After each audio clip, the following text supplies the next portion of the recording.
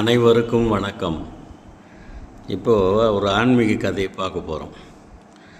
அதாவது 63 நாயன்மார்களில் அமர்நீதி நாயனார் அப்படின்னு ஒருத்தர்.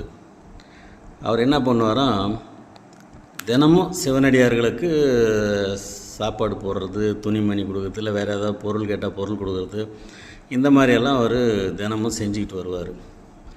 இவரை சோதிக்கணும்னு முடிவு பண்ணார் சிவன்.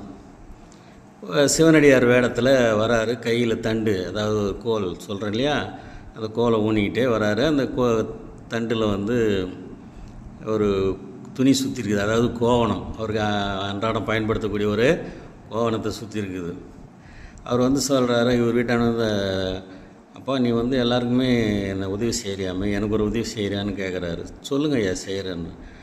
நான் போய் ஆற்றுல போய் குளிச்சுட்டு வரேன், அது வரைக்கும் நீ இந்த தண்டையும் அதில் இருக்கிற அந்த கோவண துணியும் பத்திரமா பார்த்துக்கோ.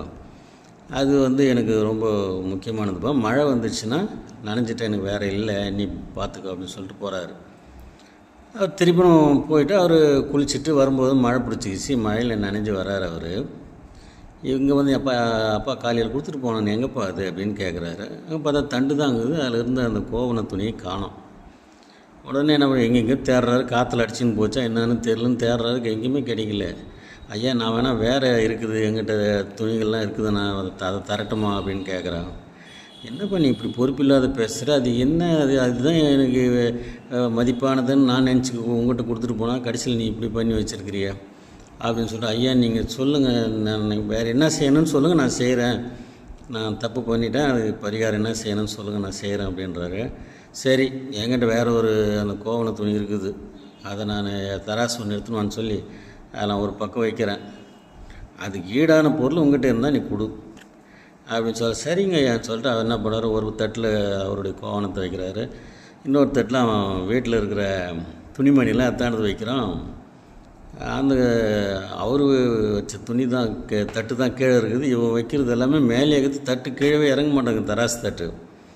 அவர் வீட்டில் இருக்கிற வைடூரியம் அவங்க வீட்டில் என்னென்ன இருக்குதோ எல்லாத்தையும் கொண்டு வைக்கிறான். அப்பவும் அந்த தட்டு இறங்கலை, மேலே தான் இருக்குது. ஐயா நான் வேறு என்ன தான் பண்ணுறது, என்னால் ஒன்றும் முடியல, சரி இருங்க, கடைசியாக என்கிட்ட இருக்கிறது இது மட்டும்தான், அதை செஞ்சிடறேன் அப்படின்னு சொல்கிறான். அப்புறம் என்ன பண்ணுறான், வேறு வழி இல்லைன்னா அவன் மனைவி, அவனுடைய பிள்ளை, இவன் 3 பேரும் ஏறி அந்த தராசு தட்டில் நிற்கிறாங்க. அப்போ தான் அவருடைய சிவனடியாருடைய தராசு தட்டு